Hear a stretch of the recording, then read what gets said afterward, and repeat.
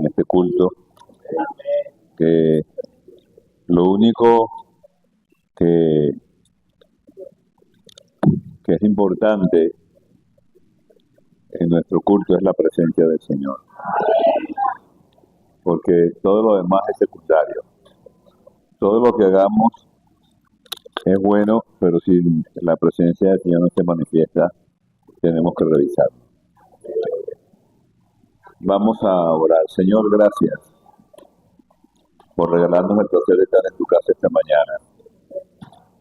Cada persona ha venido para tener un encuentro contigo y permite que nadie salga de este santuario sin ser transformado. Tomamos autoridad sobre todas las fuerzas del enemigo. Tomamos autoridad sobre toda la estrategia de Satanás para que tu palabra sea escuchada con obediencia y con respeto. En el nombre de Jesús. Amén. Vamos a hablar en esta mañana del amor.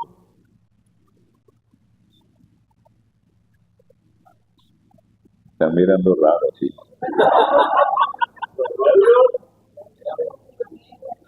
El amor, la cosa más grande del mundo. Hace años, cuando estaba joven, leí un librito que se llamaba Yo amé a una chica, de Walter Troich, un misionero americano que estaba ministrando en África. Y era una copia de unas cartas que él se había cruzado con un joven africano. El joven en África, en esa época y en algunos países actualmente sigue siendo lo mismo, la cultura es muy distinta a la nuestra. No se pueden casar los que quieren, sino los que pueden pagar, porque la novia hay que comprarla, hay que pagar una dote. Es como las dotes que hay en el Antiguo Testamento. Pues así era la situación. Entonces, pues los jóvenes enamorados tenían que morir sin casarse porque no podían pagar la dote.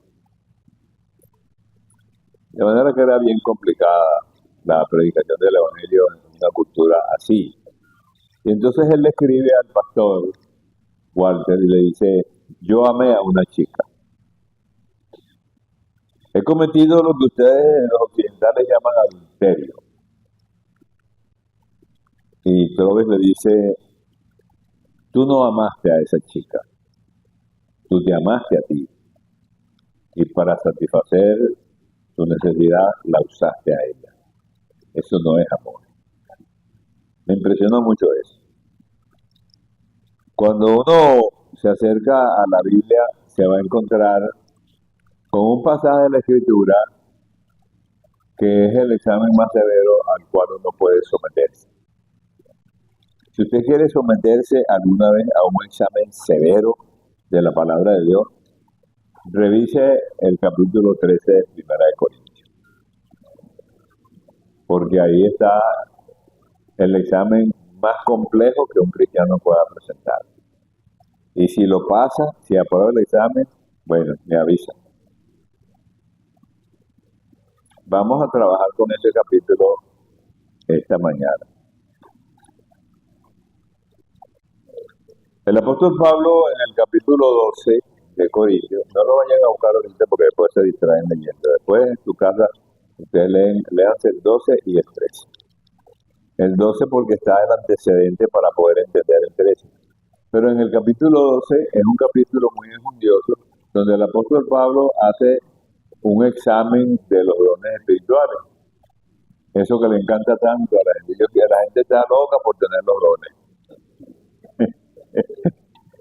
Yo quiero el don, yo quiero la profecía, yo quiero el don de sanidad, yo quiero eso. Bueno, eso es bien interesante. Y Pablo explica lo que son cada uno de esos dones, qué significan, y dice que debemos tener los dones espirituales, pero me llama la atención que al final del capítulo, él dice, yo les voy a mostrar un camino más excelente. Dice, un camino más excelente que el capítulo 12. Sí. ¿Y de qué se trata? Y entonces Pablo comienza Si yo hablase lenguas humanas y angelicales, etcétera, etcétera.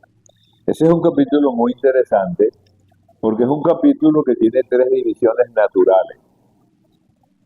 Cuando usted lo lee, se va a dar cuenta con calma que tiene tres divisiones naturales el capítulo. La primera parte del capítulo se puede llamar el amor comparado. Pablo comienza a comparar el amor con ciertas categorías espirituales. La segunda parte, que es la más difícil, es el amor analizado. Y la tercera parte es el amor ensalzado.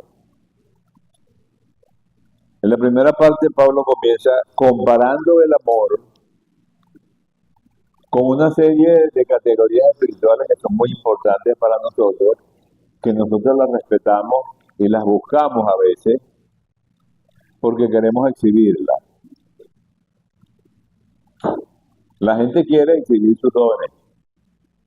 Los que tienen el don de sanidad quieren que ellos sepan que ellos tienen don de sanidad, los que tienen el don de profecía también. O sea, todo el mundo quiere exhibirse.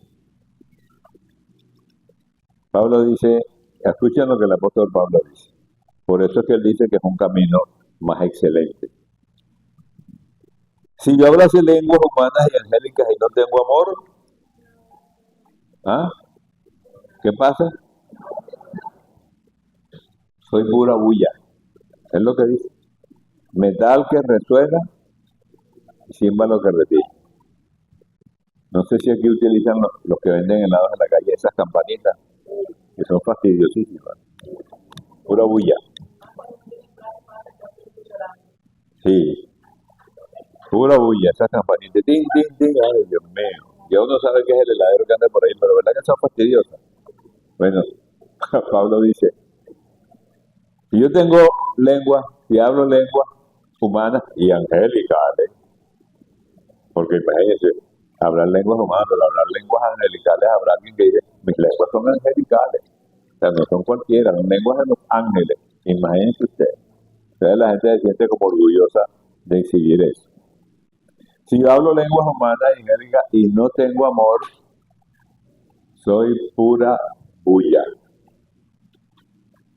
De manera que mire lo que Pablo está haciendo, está comparando las lenguas que tienen mucho respeto en el imaginario de la gente, porque cuando tú oyes a alguien hablando en lengua, la gente, oh, está hablando en lengua. Hay mucha gente que habla en lengua y son embusteros, pero hablan en lengua. Claro, la gente no sabe que son embusteros, pero son embusteros. Hay gente que habla en lengua y son envidiosos, pero hablan en lengua. Y se sienten felices porque hablan en lengua, porque las lenguas se pueden exhibir. Pablo dice, si yo hablo lenguas humanas y angélicas y no tengo amor, vengo a ser como metal que resuena o címbalo que retiñe. O sea, pura bulla, no es música, sino un sonido desagradable. Pablo está comparando las lenguas que mucha gente respeta porque las exhibe y recibe el beneficio de la gente. Dice, si yo hablo esas lenguas pero no tengo amor, soy pura bulla. ¿Qué tal? ¿Qué le parece eso? ¿Había pensado en eso? Pablo compara el amor, sin definir lo que es el amor todavía, compara el amor con categorías espirituales muy respetadas. Después dice, y si tuviese profecía, ya eso es otra cosa, ¿verdad? Porque la profecía es mucho más respetada que las lenguas. Cuando alguien tiene el don de profecía, todo el mundo lo busca. Yo conocí un profeta muy bueno, un hombre de Dios, que él sabía que la gente abusaba de eso. Y como él era profeta, todo el mundo lo buscaba para que leyera una profecía. Y él solía hacer eso. El profeta tiene una palabra de Dios para mí. Sí, cómo no. Lea la Biblia. porque querían que él siempre tuviera una palabra particular. Si tú tienes una palabra particular para alguien, Dios se la da, punto. Pero usted no tiene que estarle buscando a nadie que le dé profecía. Si el Señor se la quiere dar, se la da, se angustia por eso. Pero la gente quiere que los que son profetas le digan algo particular. Lo más importante que usted tiene que saber para su vida está en la palabra de Dios. Si hay algo particular de la vida que el Señor le quiere manifestar, Él se lo va a manifestar, no se angustie por eso, cuando Él quiera. Y si tuviese profecía y entendiese todos los misterios y toda ciencia, y si tuviese fe, esa es otra cosa. La gente tiene fe y la gente que tiene fe es muy respetada. La experiencia que yo tengo en esto es que, como soy predicador y lo que hago fundamentalmente es predicar, la gente en la iglesia cree que porque uno es predicador es el mejor de todos. Por ejemplo, si van a elegir una reina de belleza en la iglesia, eligen al predicador, aunque sea feo. Porque, bueno, es predicador y en la iglesia donde estaba en Caracas, teníamos una iglesia que habían unas 5.000 personas y yo pertenecía al ministerio del altar y el pastor llamaba a las personas que tenían necesidad para que orásemos por ellos. Y yo me ponía, por ejemplo, aquí. Entonces, la fila más larga era la mía. ¿Por qué? Bueno, porque el hermano Néstor es predicador. Entonces yo demandaba, para que entendieran que no era así, me cambiaba para acá. Y entonces los hermanos, ay, pero yo estaba allá. No, quédese allá, que el hermano va a dar por usted. Ay, pero es que yo quería. Lo que les está enseñando es que no tienen que estar en mi fila porque yo soy predicador, porque la oración mía no es más importante que la del hermano que está allá.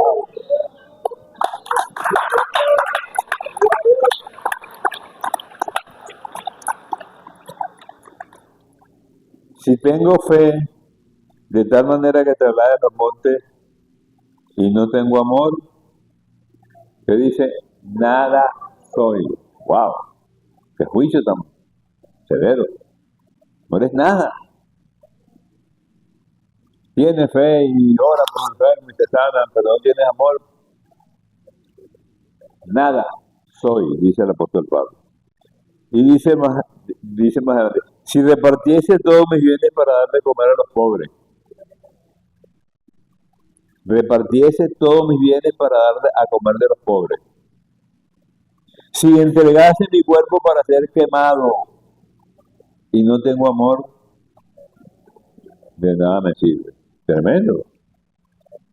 O sea, uno dice, cuando uno termina de leer esta parte, uno dice, pero bueno, ¿y qué es lo que pasa aquí? Y entonces, porque me echó por el piso todas mis esperanzas. Eso es lo que se llama el amor comparado. Entonces uno tiene una angustia para que el apóstol Pablo le defina el amor. Como que dice, bueno, Pablo, entonces explícame lo que es el amor, porque en el capítulo anterior me hablaste de la profecía de los dones y ahora dice que yo puedo tener todo eso y no me sirve de nada. Sí, es verdad, no te sirve de nada. ¿Por qué? Porque no hemos entendido lo que es el amor. El amor es una palabrita de 4 letras, pero es muy seria, muy seria. El otro día vi una chica muy linda, joven, hermosa, que estaba enamorada de un tipo que yo creía que era loco. Yo creía que era loco. Y era loco de verdad. Y como yo creía que era loco, porque él tenía manifestaciones de locura, le dije a ella, no te cases con ese tipo es loco. Y ella me dijo, ese es el hombre de mi vida, pero es loco, le dije. Bueno, ella se casó con su loco. Porque uno le da consejo a la gente, pero no lo puede obligar, ¿verdad?, a que le hagan caso a uno. Y el loco le daba unas trompadas que la pegaba contra la pared. Pero bueno, como ese era el hombre de su vida, que agarre, ¿verdad? Porque se lo dijimos, pero no nos hizo caso. ¿Por qué el amor es más grande que la fe? De acuerdo a lo que Pablo dice aquí. Bueno, porque el fin es mayor que los medios. Hay una motivación en todo lo que nosotros hacemos. Nosotros hacemos las cosas porque tenemos una motivación. Lo que pasa es que no le decimos a la gente cuál es la motivación.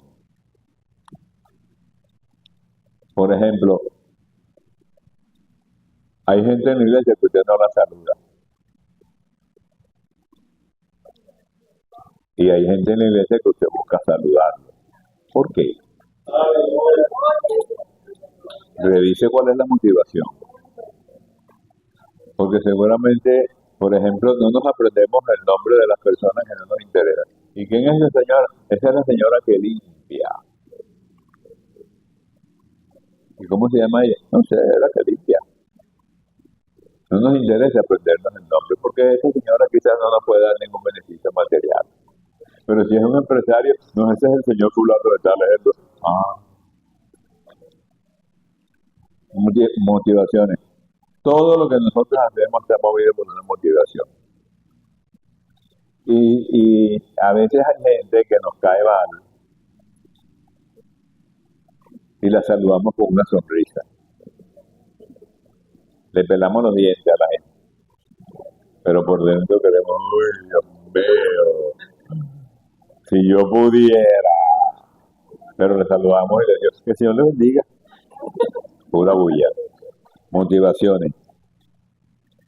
¿Por qué el amor es más grande que la caridad? Porque el todo es mayor que las partes. Usted ha visto a veces en la empresa que aparece alguien dando una donación y aparece con un cheque así y le toma foto, una donación.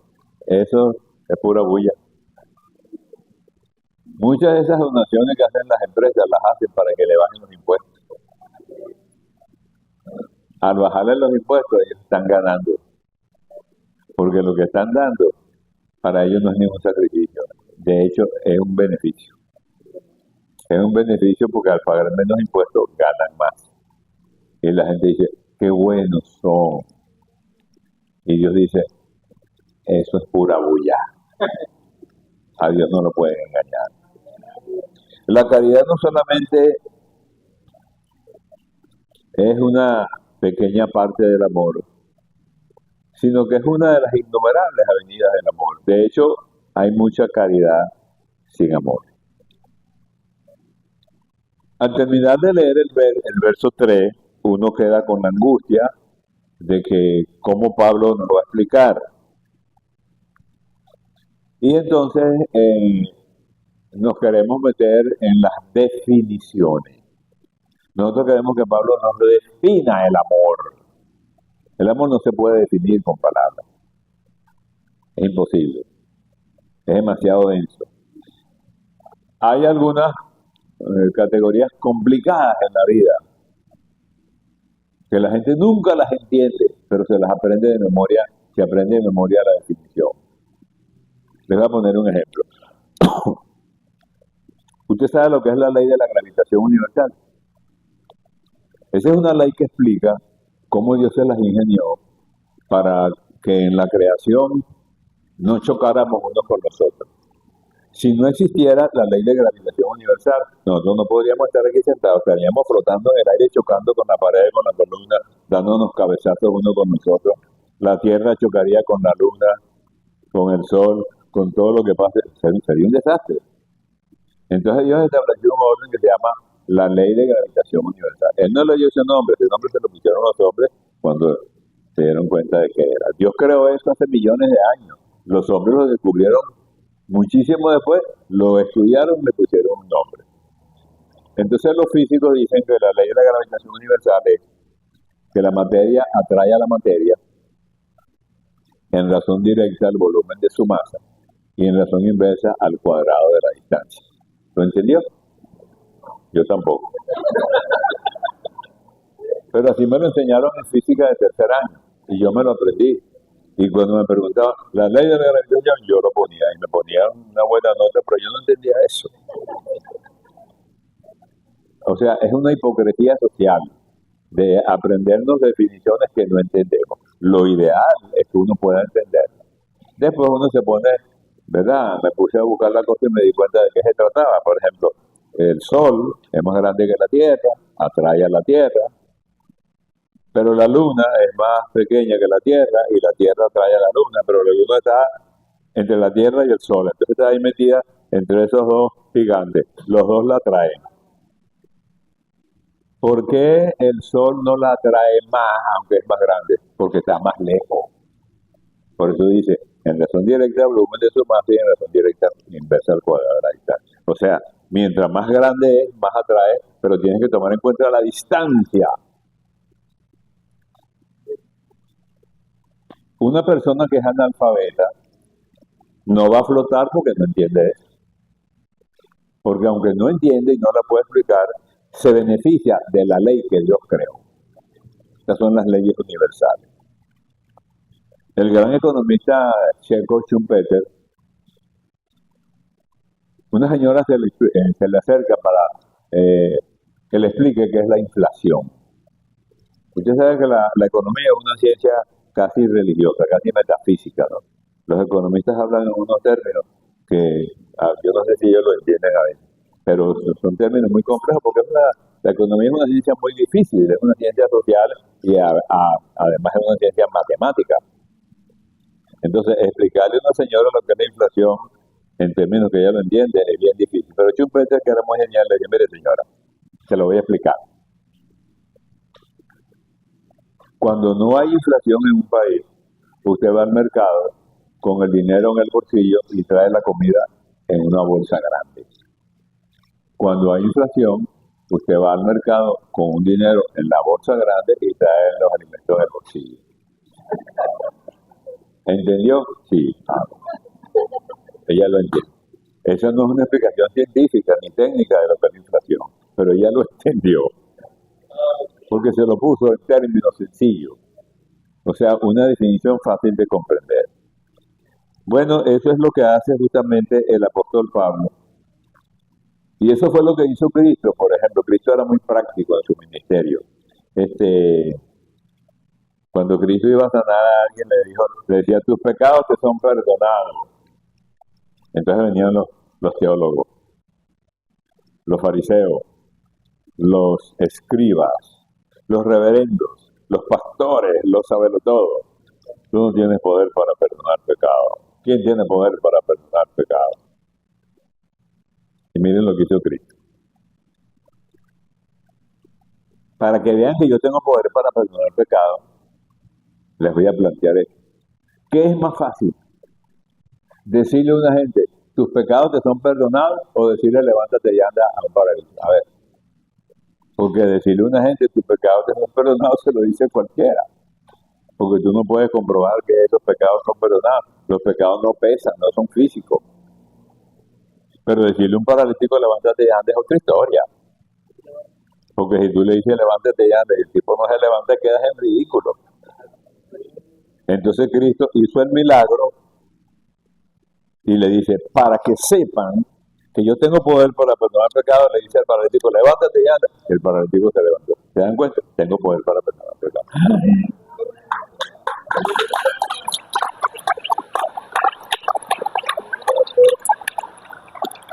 O sea, Cristo estaba diciendo, yo no soy pura bulla.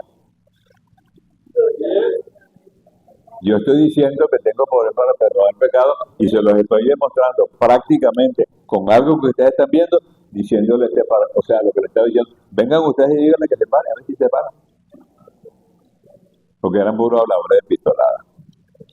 Entonces el apóstol Pablo hace pasar el amor por el filtro del Espíritu Santo. Los físicos dicen que cuando uno hace pasar un rayo de luz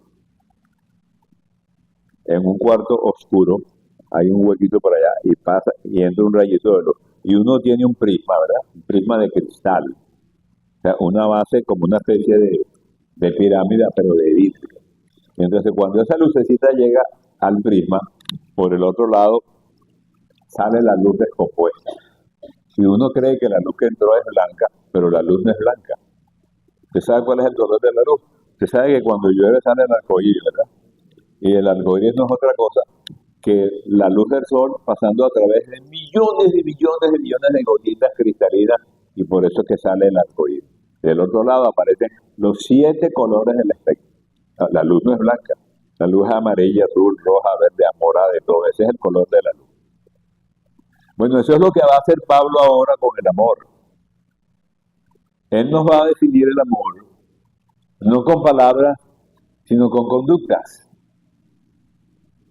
¿Escuchó eso? Lo más importante no es lo que hacemos, sino lo que somos. Mire cómo Pablo comienza. ¿Usted quiere saber lo que es el amor? No se lo voy a definir con palabras, pero le voy a decir que el amor es sufrido. El amor es sufrido. Es paciente con la gente. No se desespera por los errores de la persona. Deja pasar el tiempo. Se toma el tiempo para... Ese es el amor. Usted dice que ama. Bueno, Pablo dice que el amor es sufrido. Trate de masticar eso. Número 2.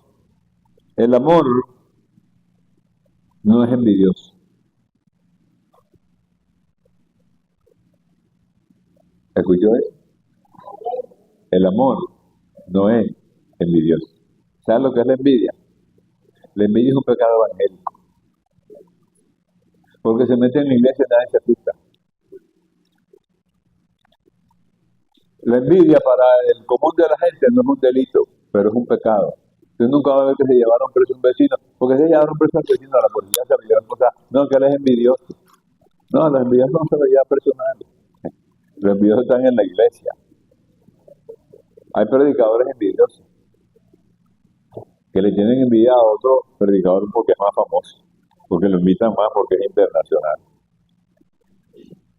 Hay maestros de la escuela dominical que son envidiosos.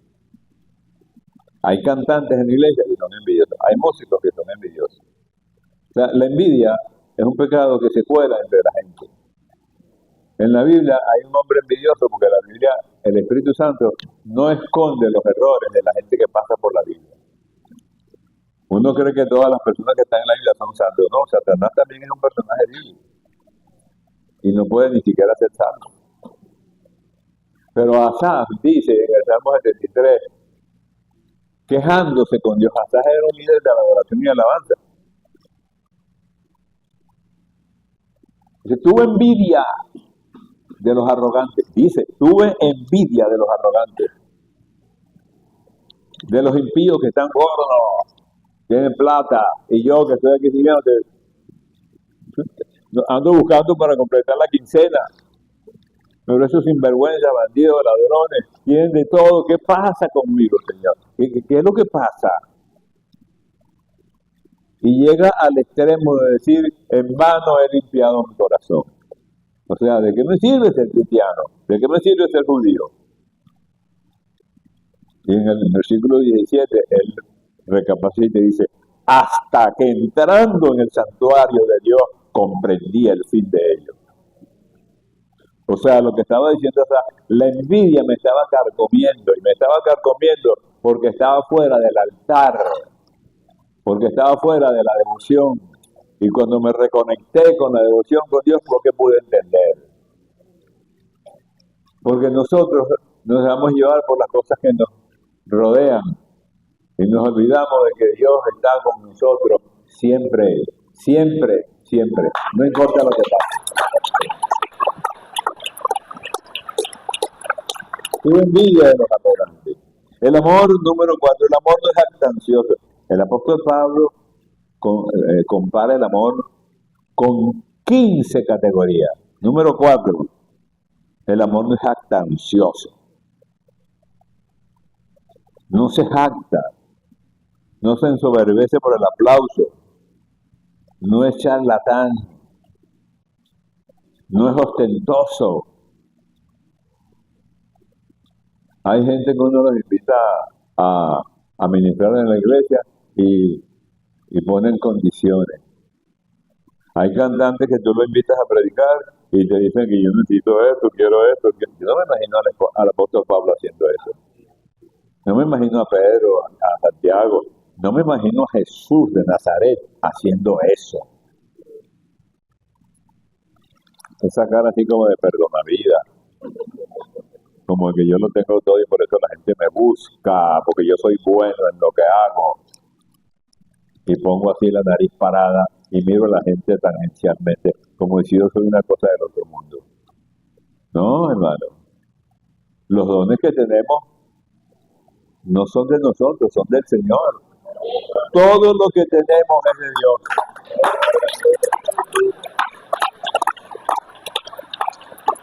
La sabiduría que podemos tener, todo lo que podemos hacer que la gente nos aplaude, no es una elaboración nuestra. O es que usted puede producir su propio oxígeno. Usted puede producir su propio oxígeno. Cuando a la gente le falla la respiración, le ponen una bombonita de oxígeno que es bien cara. Pero el Señor no puso una bombona de oxígeno desde que nacimos y nunca nos las ha cobrado. O usted ha pagado alguna vez un recibo. ¿Usted ha pagado alguna vez un recibo de oxígeno? ¿Usted ha pagado alguna vez un recibo de luz solar? ¿Ha pagado un recibo de electricidad, pero de luz no? ¿Ha pagado alguna vez un recibo por la lluvia? Podemos vivir sin la lluvia. Podemos vivir sin la luz solar. Podemos vivir sin el oxígeno. Entonces, ¿cuál es el aguaje que nosotros somos tan? Todo depende de Dios.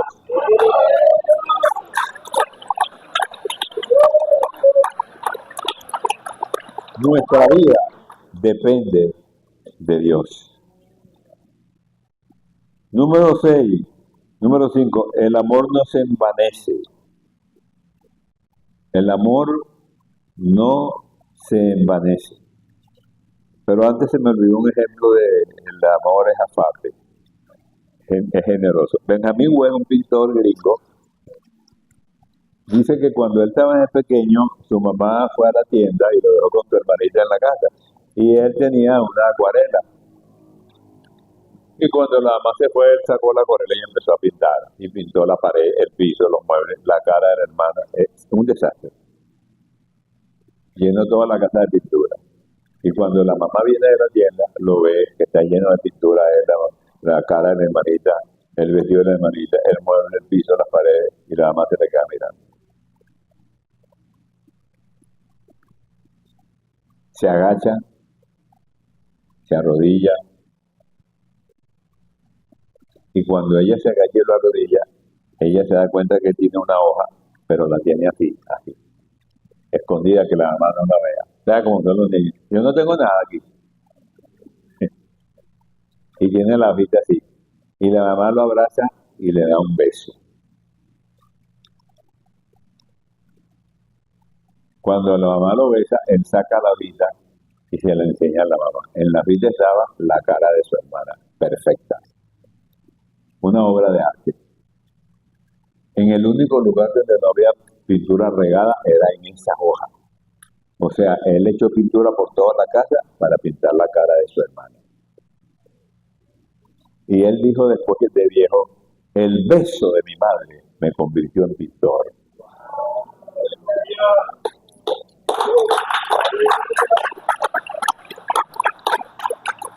El amor es generoso. Nosotros estamos buscando a la gente siempre para dar un trancazo.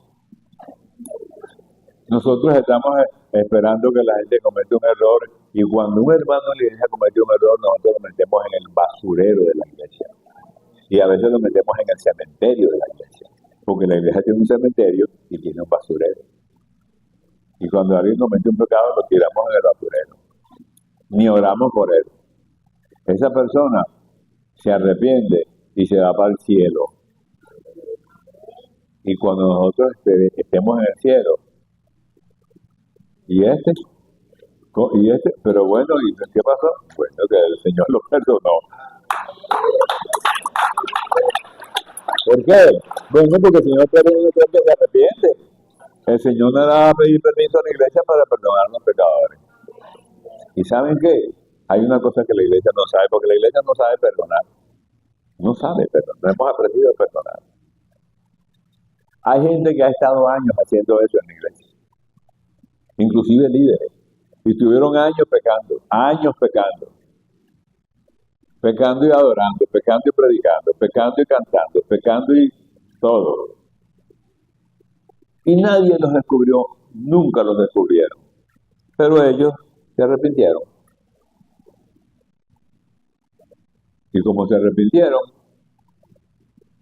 el Señor los perdonó. Y nadie en la iglesia los descubrió. Si los hubieran descubierto, los hubieran mandado para el cementerio. Porque nosotros tenemos una mentalidad chismosa.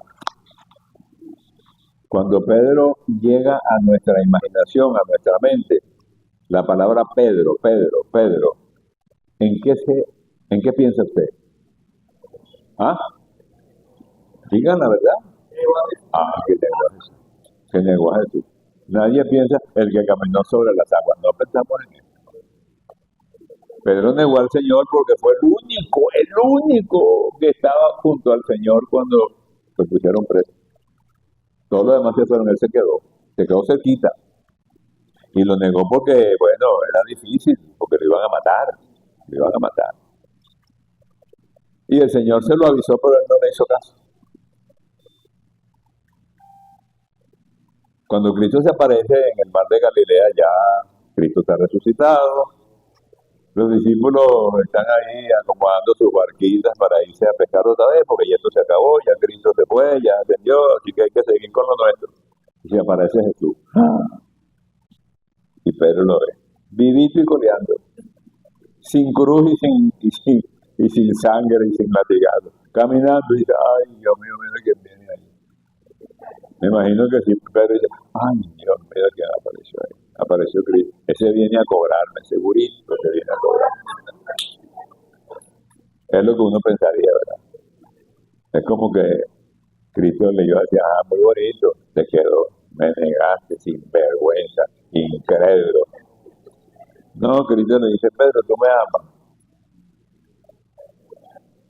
Tú me amas. Y Pedro le dice, yo te tengo cariño. Eso es lo que dice el original. En español no se puede leer así porque el español es un idioma muy pobre, pero el griego es un idioma muy exacto. Y en griego Cristo le dice, tú me amas con todo el corazón, o sea, tú me agapas. Y Pedro dice, yo te fileo. Y Cristo vuelve a preguntar. No está contento con esa respuesta. Pero Cristo sabe que esa respuesta no es verdadera, porque esa respuesta pasa por la vergüenza.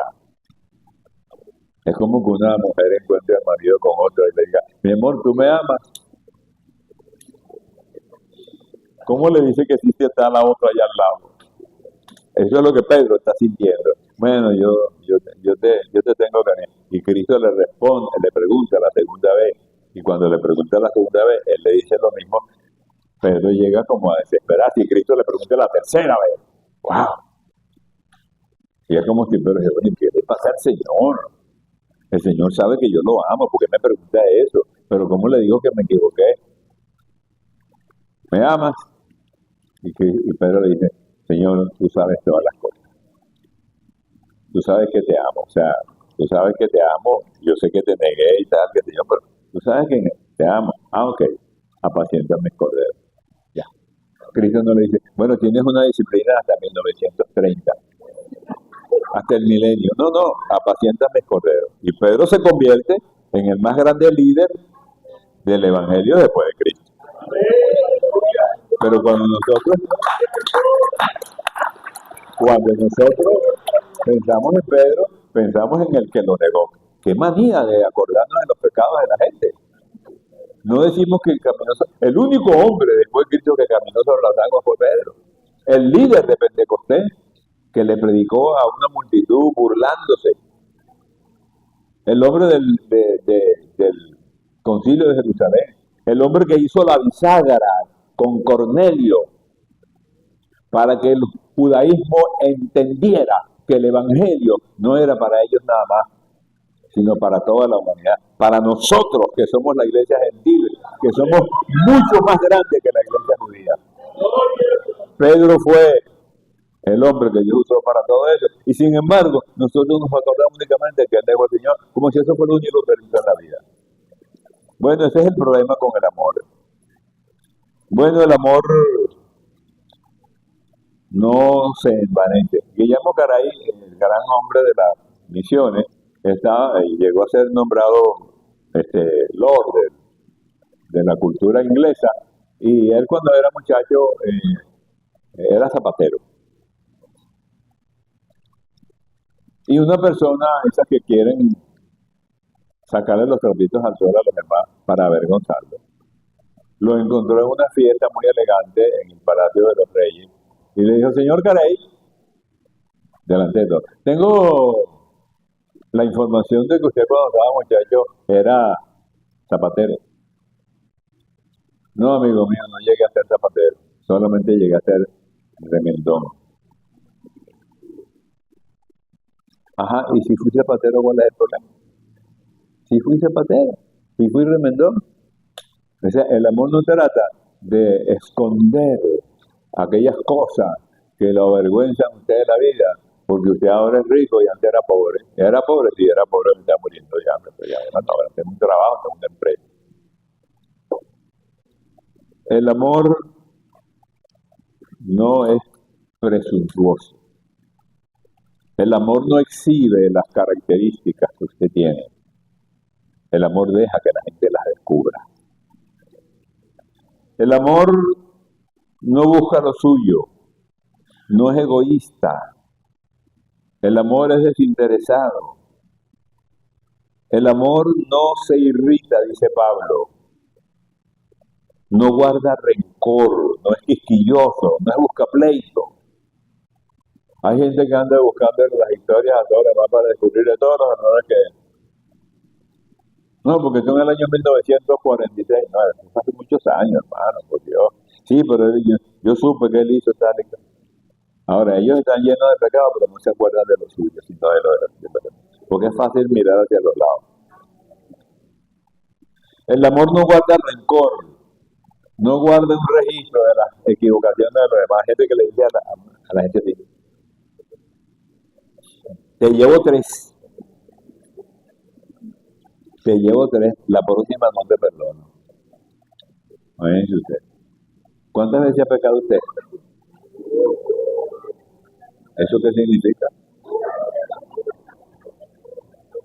Sin embargo, cada vez que usted peca en este sistema en que estamos viviendo y usted le pide perdón al Señor, se va a encontrar con un Dios misericordioso.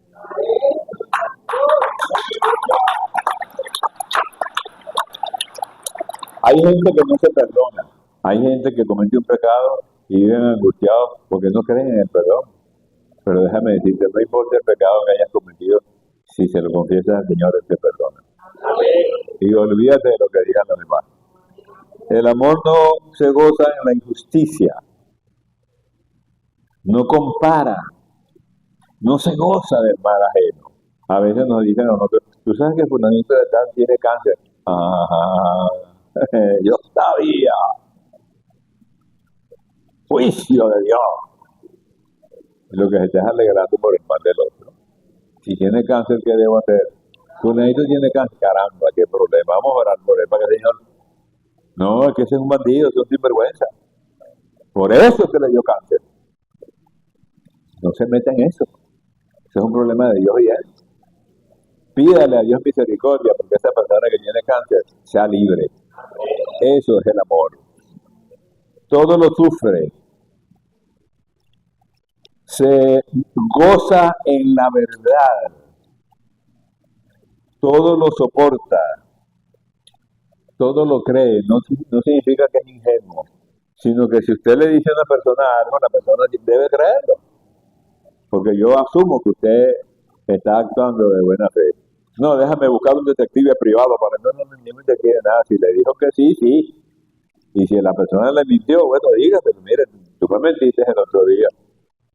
Pero no lo meta en una lista negra, ore por él. Todo lo espera. El triunfo.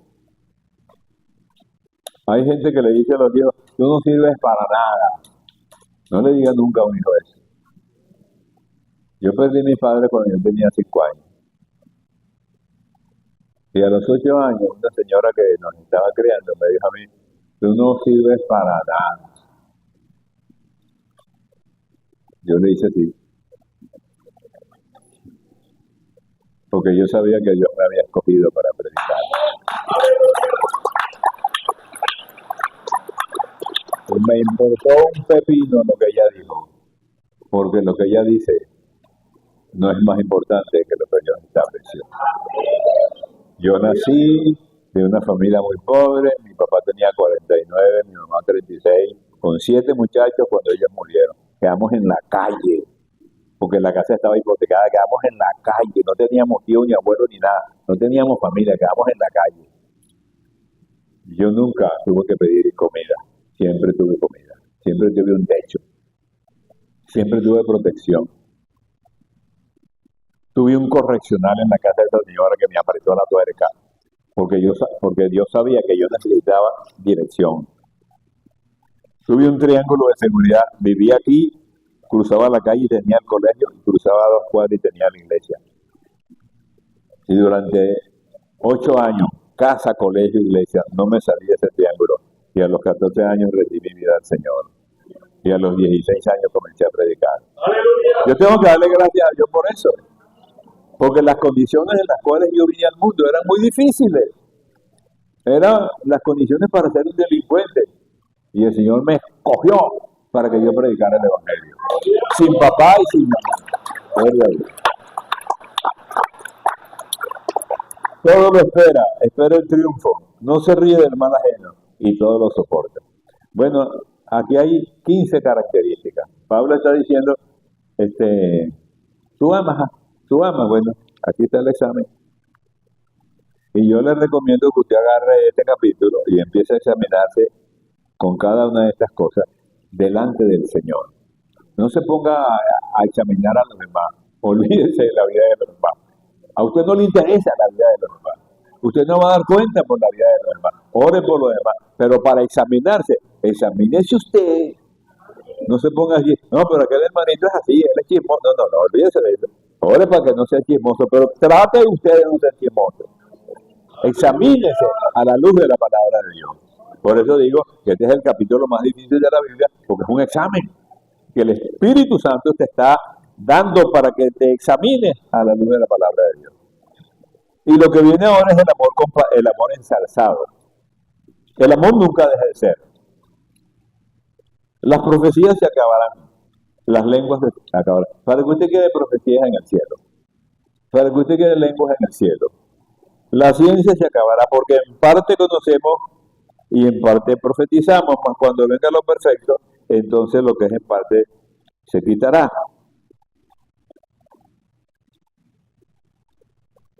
Henry Drummond, un famoso misionero que estaba dando un discurso ante unos alumnos que estaban graduando para ir al ministerio en la universidad, y les dice, entre otras cosas, estas palabras. No se engañen. Las palabras que cada uno de nosotros tendrá que oír un día no hablarán de teología, sino de vida. Porque la gente estudia teología y se gradúa con honores y tiene maestrías y doctorados y cree que con eso se va a ir para el cielo. Hay mucha gente que se va a ir pareciendo con su título de teología. Cuando yo me gradué en el seminario, había unos alumnos que se graduaron con honores porque tenían notas de magna cum laude. Y el que tenía mejor nota se graduó magna cum laude porque se copiaba en los exámenes de hebreo. Por supuesto, eso no lo sabían los rectores ni los profesores, pero yo lo sabía porque se sentaba delante de él, copiándose. Y entonces, la pregunta que me hago es, ¿dónde perdimos el rumbo los cristianos? ¿Cómo yo puedo aceptar el aplauso de la gente, la honra de una gente, porque tengo una toga dorada y me están aplaudiendo porque soy el mejor? Pero ese aplauso descansa en una mentira y en un engaño. ¿Cómo puedo intentar engañar al Espíritu Santo? Yo puedo engañar a la gente. Bueno, él siempre me tuvo a mí así como que no, y yo no le gustaba mucho. Y un día yo estaba dando una conferencia y él estaba en el grupo, pero yo no sabía que él estaba ahí. Y yo dije varias cosas de los teólogos. No sabía que él estaba ahí y si hubiera sabido igual lo digo. Y él me dice después, Néstor, ¿qué es lo que te pasa a ti con los teólogos? A mí nada. Lo que pasa es que no me gustan los teólogos embusteros. Y no me gustan los teólogos que no oran. Como quien dice, ahí te dejo eso. Porque tú no puedes andar por ahí presumiendo de que eres una cosa del otro mundo cuando sabes que eres un bandido y un embustero. Que sacaste buena nota porque le mentiste al mundo, engañaste a tus profesores, engañaste al sistema, te burlaste de Dios. ¡Aleluya! Hiciste todo eso para recibir el aplauso de la gente. ¿Cómo puedes meter en el corazón, donde se supone que mora el Espíritu Santo, el aplauso equivocado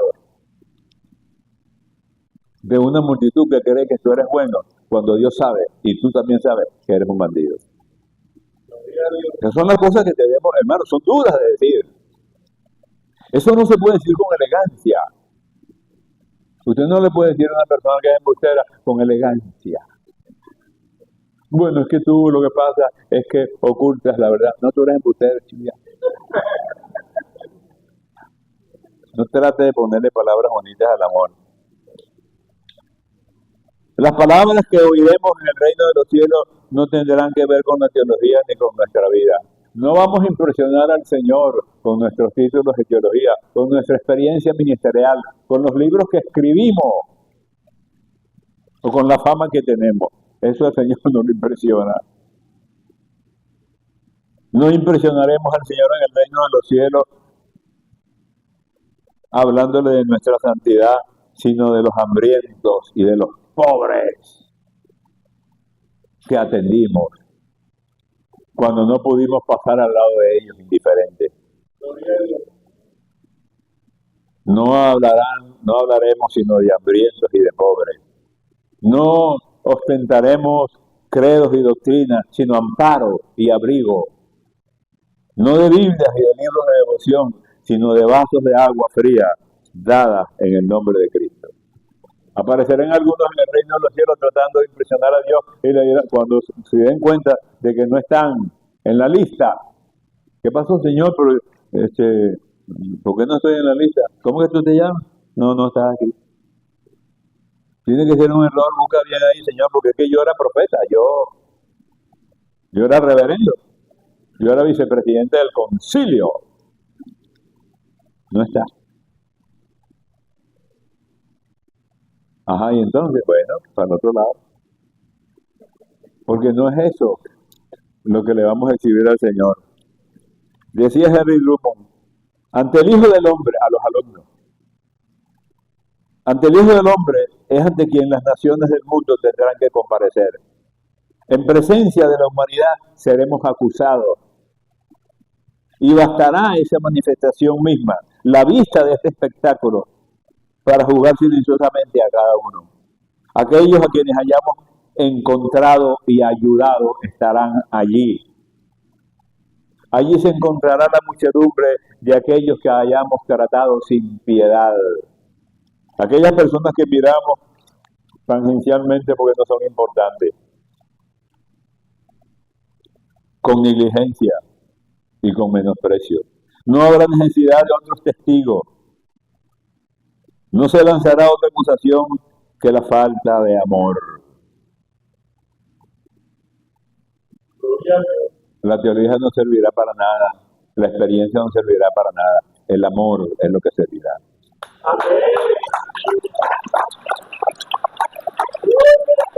¿Cuándo te vimos desnudo, Señor, y te recogimos? Si se lo hicieron a uno de los pobres, de los miserables de la tierra,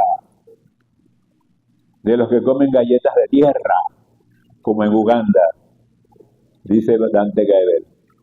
Galletas de tierra, las señoras haciendo una olla grande, y él pensaba que era chocolate, era tierra. Y le echaban algunas especies, le dejaban secar, y hacían unas galletitas y se lo daban a los niños. Galletas de tierra. No estoy hablando de hace 2000 años, hace 3 meses.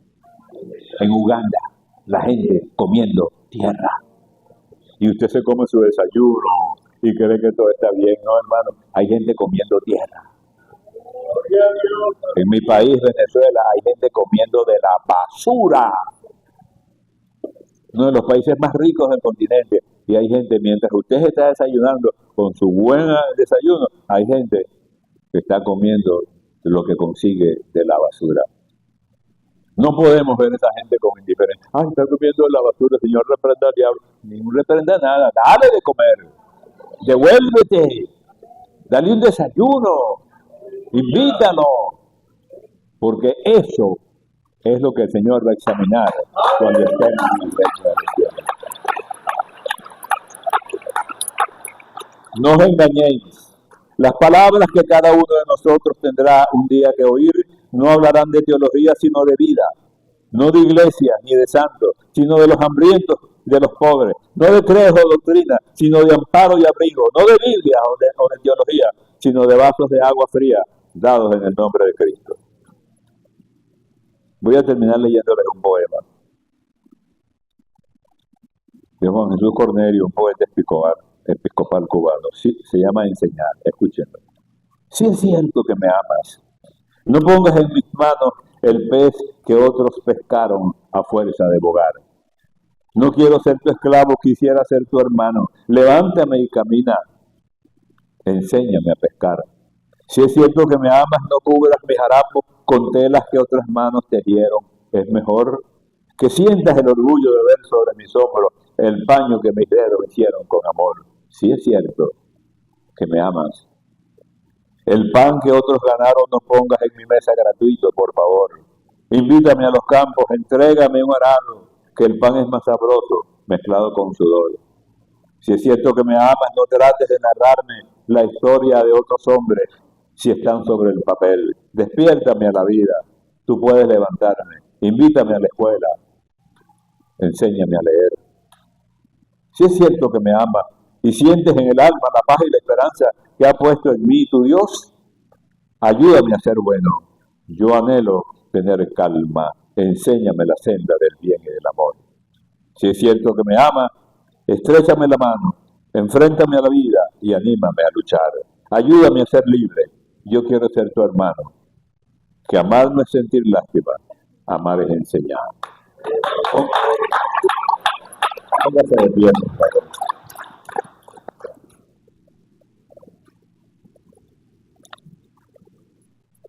Levanta tus manos, cierra tus ojos. Y te invito a que te prometas a ti mismo que te vas a examinar a la luz de la palabra de Dios. Con calma, en tu casa, abre 1 Corintios 3 y permite que cada una de esas categorías espirituales que están allí, el Espíritu Santo las utilice para hacer un examen. Y tú decides qué notas sacas. Pero si fallas en alguna, humíllate. Y dice, Señor, enséñame a ser humilde. Enséñame a mirar a la anciana que está pasando la calle y nadie la atiende. Ayúdame a pararme para ayudar a otros. Ayúdame para quitar algo de mi almuerzo, para darle de comer a una persona. Porque el mendigo que te encuentras en la calle puede ser Dios disfrazado para ver qué haces con su amor. Señor, muchas gracias por tu palabra. Aleluya. Enséñanos a amar como tú nos amaste.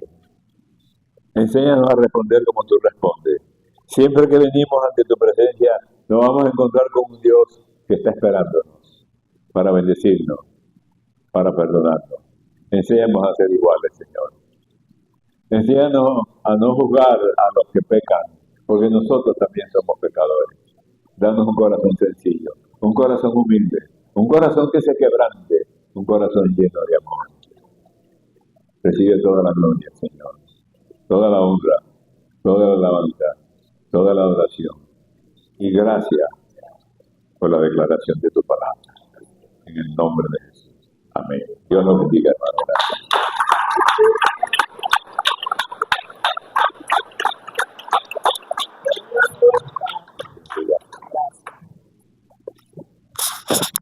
Gracias al Señor y gracias por esta palabra.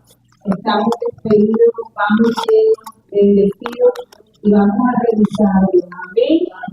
Les recordamos nuestra reunión el viernes 7 de la noche y domingo 8 y 10 de la mañana. Y los despedimos. Un abrazo.